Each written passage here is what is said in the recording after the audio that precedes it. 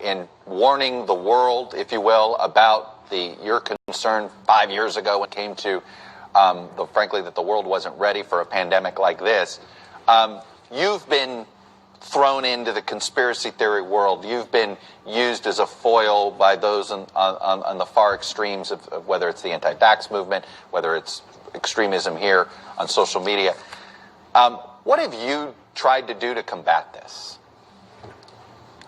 Yeah, I think both Dr. Fauci and I, there's things that are suggesting really malign intent, and that is surprising. And I hope it doesn't reduce people taking the disease seriously, wearing masks as the data comes out and there's an approved vaccine. Being open-minded that is contributes to the community, that you're less likely to spread the disease when you're vaccinated.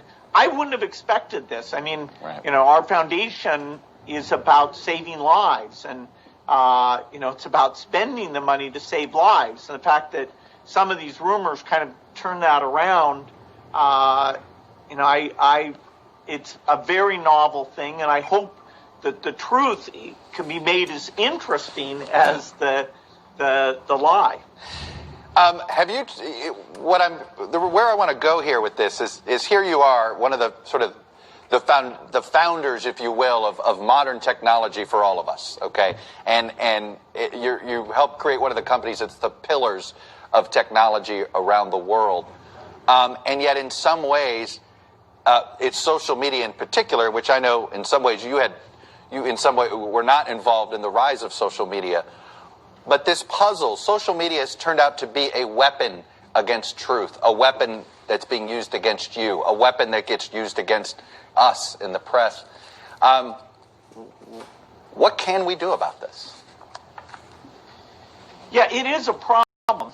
And, this movie, The Social Dilemma, highlights the problem. More difficult is what are the answers? Because a little bit, it's preying on a human weakness, that these kind of wild theories that aren't true spread very, very quickly.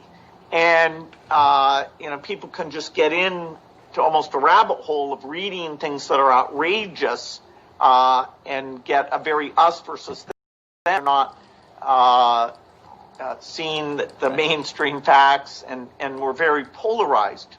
I think something needs to be done, but the suggestions of how you preserve the flexibility, some level of free speech, right. And the benefits of these systems, while knocking down the fact that the conspiracy theories literally take millions of people and make them think, oh, I won't wear a mask. Right.